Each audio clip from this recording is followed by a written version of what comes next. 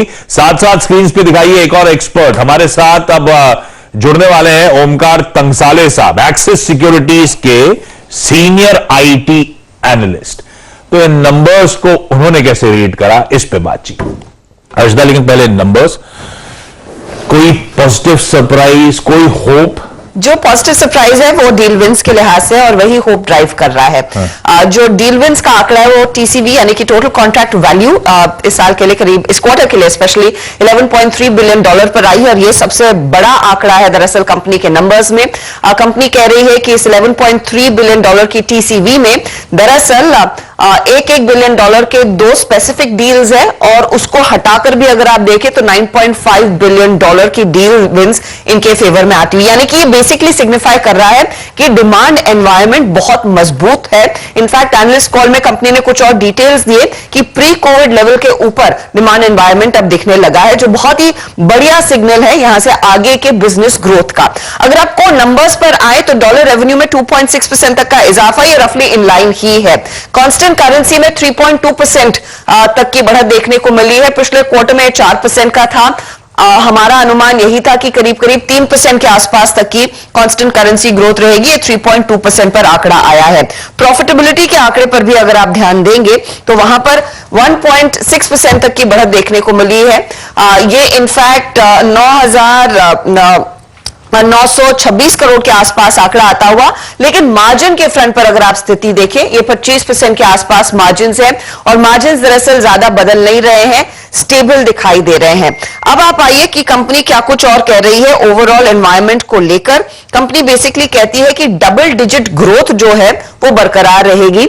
IT services में जो attrition है इस क्वार्टर में 17.4% पर आया है, लेकिन अट्रिशन का जो पेन है वो आने वाले तिमाहियों में इतना नहीं देखने को मिलेगा, क्योंकि जो इंक्रीमेंटल इंक्रीज हर क्वार्टर में दिखाई दे रहा था वो नजर नहीं आने वाला।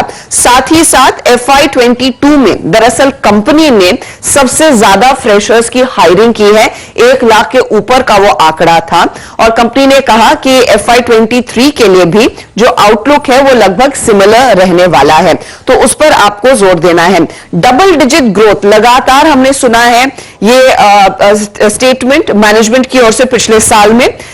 FY22 के अंत में मिड टीन्स यानी कि 15.3% तक की ग्रोथ देखने को मिली है। इससे बेहतर ग्रोथ होने के आसार हैं और दरअसल जो बिजनेस ड्राइव हो रहा है बिजनेस ट्रांसफॉर्मेशन के जरिए, स्पेशली नॉर्थ अमेरिका में जो बिजनेस चेंजेस देखने को मिल रहे हैं वहीं से आता हुआ दिखाई दे रहा है। 2 सवाल मैनेजमेंट पर साफ दागे गए थे कि एक तो रशिया यूक्रेन संकट से यूरोप में जो स्लो डाउन है हल्का सा इस क्वार्टर में, उसका कुछ इंपैक्ट होगा। उनका मानना है कि ज्यादा कुछ फर्क नहीं पड़ने वाला। दूसरी तरफ जो इन्फ्लेशन रिस्क लगातार ग्लोबली बढ़े हैं और मैक्रोस बदल रहे हैं, उससे क्या आईटी बजट पर इंपैक्ट आता हुआ दिखाई देगा, उस पर भी मैनेजमेंट ने कहा है कि इमीडिएट इंपैक्ट नहीं आएगा, इफ एट ऑल आएगा एक लैग से आएगा और तब तक होपफुली वो उम्मीद कर रहे हैं कि इकोनॉमीज में फिर एक पिकअप भी आएगा और इन्फ्लेशन रिस्क भी घटते हुए दिखाई देंगे। तो प्राइसिंग ट्रेंड्स इंटैक्ट है, डिमांड एनवायरनमेंट इंटैक्ट है। अब कंपनी के लिए अगला चैलेंज यही है कि मार्जिन्स को कैसे बेहतर किया जाए और रुपी में जो स्थिति उभर कर आ रही है वो दरअसल एक थोड़ा सा टेल विंड है मार्जिन्स के लिए, तो वहां पर स्टेबिलिटी की उम्मीद।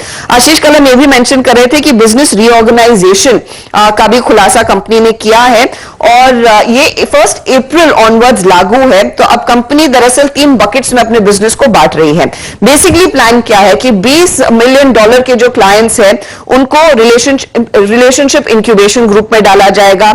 20 से $100 मिलियन वाले क्लाइंट्स को डाला जाएगा दरअसल एंटरप्राइज ग्रोथ में, और $100 मिलियन के ऊपर के जो क्लाइंट्स रहेंगे उनको बिजनेस ट्रांसफॉर्मेशन ग्रुप में डाला जाएगा।